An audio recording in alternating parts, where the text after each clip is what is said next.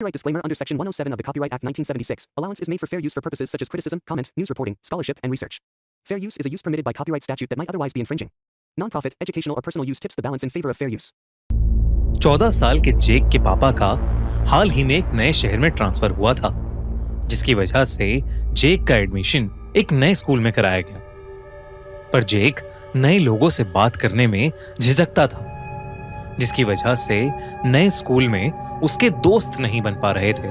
जब भी बाकी बच्चे उससे बात करने आते, वो घबरा जाता था और उनसे ढंग से बात नहीं कर पाता था। इस वजह से वो बाकी स्टूडेंट्स को भी बहुत अजीब सा लगने लगा था। धीरे धीरे सब बच्चे उसको भोंदू और लूजर कहकर उसका मजाक उड़ाने लगे और उसे बहुत ज्यादा तंग भी करने लगे। जेक को अपना नया स्कूल बिल्कुल भी पसंद नहीं आ रहा था और वो और भी ज्यादा चुपचाप रहने लगा था।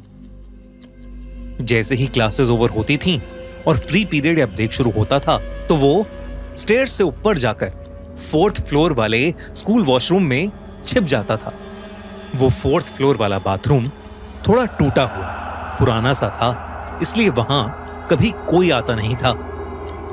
पर एक दिन लंच ब्रेक में जब वो बाथरूम में बैठकर छुप कर रो रहा था, तभी उसे बाथरूम में किसी के घुसने की आवाज आई और वो और भी ज्यादा डरने लगा, क्योंकि उसे लग रहा था कि उसके क्लास के बदमाश बच्चे उसे ढूंढते हुए वहां आ गए हैं। जेक ने घबराते हुए बाथरूम के केबिन के नीचे से झांका तो उसे किसी के फटे पुराने जूते और किसी आदमी के पैर दिख रहे थे। बाहर जो कोई भी था, ऐसा लग रहा था कि जैसे वो गुस्से में गुर्रा रहा हो। जेक बेहद घबरा चुका था। उसे समझ नहीं आ रहा था कि वो क्या करे। तभी स्कूल के लंच ब्रेक ओवर होने की बेल बजी। जेक ने बहुत हिम्मत करके दरवाजा खोला तो उसने देखा कि बाहर कोई भी नहीं है। पर जैसे ही जेक की नजर बाथरूम में लगे मिरर पर पड़ी, उसकी रूह कांप गई। शीशे में उसे दिख रहा था कि उसके पीछे कोट पैंट पहने एक बूढ़ा सा आदमी खड़ा है, एक बहुत ही अजीब ढंग से देखता हुआ मुस्कुरा रहा है। लेकिन असल में जेक के पीछे कोई नहीं था। जेक ये देखकर बहुत ज्यादा डर गया और बहुत तेजी से बाथरूम से बाहर भागा और सीधा क्लास में जाकर बैठ गया और उसी घबराहट में दिन खत्म होने का इंतजार करता रहा। जब स्कूल ओवर हुआ तो जेक स्कूल के बाहर अपने पापा का वेट कर रहा था और तब उसे फिर से वो बूढ़ा आदमी दिखा। 4th फ्लोर की बालकनी से वो बूढ़ा आदमी उसे बाय कर रहा था, वही भयानक मुस्कान लिए। इससे पहले जेक किसी को कुछ बोल पाता, उसके पापा उसे लेने आ गए। आज जो भी स्कूल में हुआ था, उससे जेक बहुत ज्यादा शॉक्ड स्टेट में था, इसलिए वो अपने पापा को ज्यादा कुछ कह नहीं पाया। जेक उस रात उस बूढ़े आदमी के डर के मारे सो ही नहीं पाया। पर यह तो बस शुरुआत थी। अगले दिन स्कूल में जेक की टीचर जब क्लास में पढ़ा रही थी, तब अचानक से उसने जेक से एक क्वेश्चन पूछा। जेक जैसे ही आंसर देने उठा, उसे अपनी टीचर के ठीक पीछे वही कोट पैंट वाला बूढ़ा आदमी दिखा, वैसे ही अजीब ढंग से मुस्कुराता हुआ। जेक उसे देखते ही जोर से चिल्लाने लगा, मैम, आपके पीछे कोई है मैम, मैम। और वो आदमी वहां से गायब हो गया। लेकिन जो जेक देख पा रहा था, वो क्लास में किसी और को नहीं दिख रहा था और इसलिए सबको लगा कि जेक अपनी टीचर का मजाक उड़ा रहा है।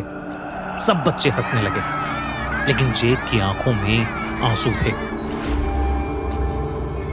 जेक की टीचर ने उसे क्लास में हाथ ऊपर करके खड़े रहने की पनिशमेंट दी। सब बच्चे जेक पर हंस रहे थे।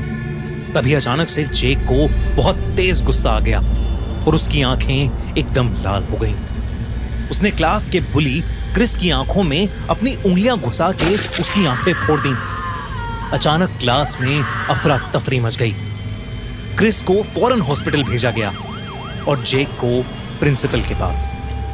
जेक प्रिंसिपल को बार बार कह रहा था कि वो क्रिस को नहीं मारना चाहता था, बल्कि एक कोट पैंट वाला बूढ़ा आदमी जेक के बगल में खड़ा उसे उकसा रहा था।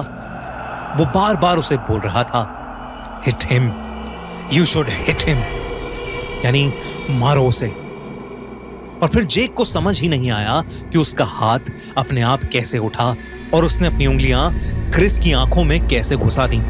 लेकिन प्रिंसिपल ने उसकी एक नहीं मानी और उसके पापा को भी फोन करके स्कूल में अर्जेंटली आने को कहा। जेक बार बार प्रिंसिपल से रिक्वेस्ट कर रहा था, लेकिन वो प्रिंसिपल उसे डांटे जा रही थी। तभी अचानक से जेक ने प्रिंसिपल का ही गला पकड़ लिया और उसका गला दबाने लगा, इतनी तेज कि प्रिंसिपल के मुंह से आवाज ही नहीं निकल रही थी। प्रिंसिपल ने अपनी टेबल पर रखी बेल को बार बार बजाया और तब प्रिंसिपल का असिस्टेंट भागता हुआ अंदर आया।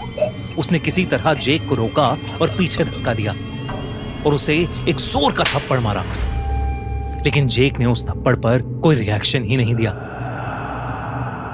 बल्कि वो एक अजीब ढंग से हंसने लगा, जैसे कि वो जेक हो ही नहीं और वो किसी के बस में हो। प्रिंसिपल जेक पर बहुत गुस्सा थी। उन्होंने जेक को एक स्टोर रूम में बंद कर दिया और एक पियन को उस रूम के बाहर खड़ा कर दिया और फिर जेक के पापा के वापस आने का इंतजार करने लगी।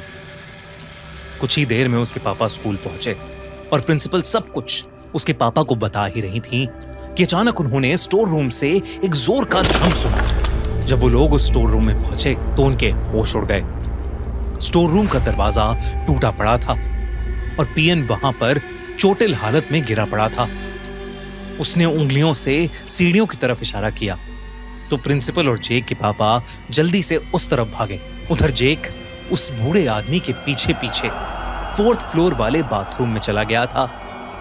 ऐसा लग रहा था कि जैसे जेक अब पूरी तरह से उस आदमी के वश में है।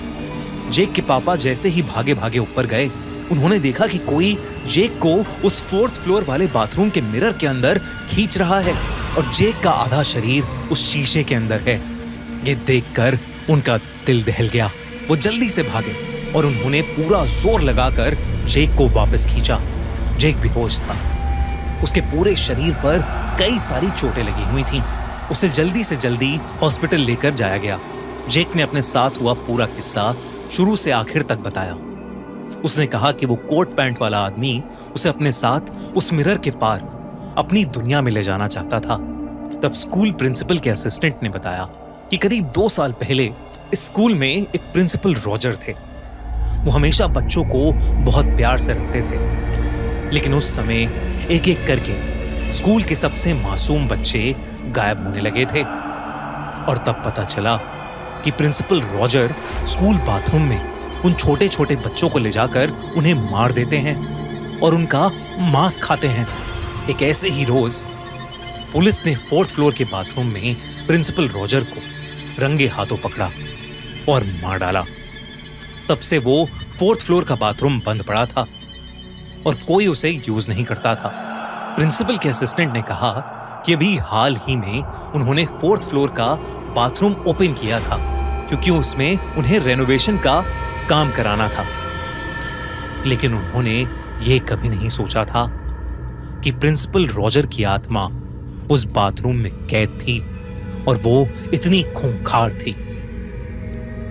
उस इंसिडेंट के बाद पूरे 4th फ्लोर की क्लेंजिंग कराई गई और उस बाथरूम को हमेशा हमेशा के लिए बंद कर दिया गया। आज भी उस स्कूल में 4th फ्लोर पर कोई नहीं जाता।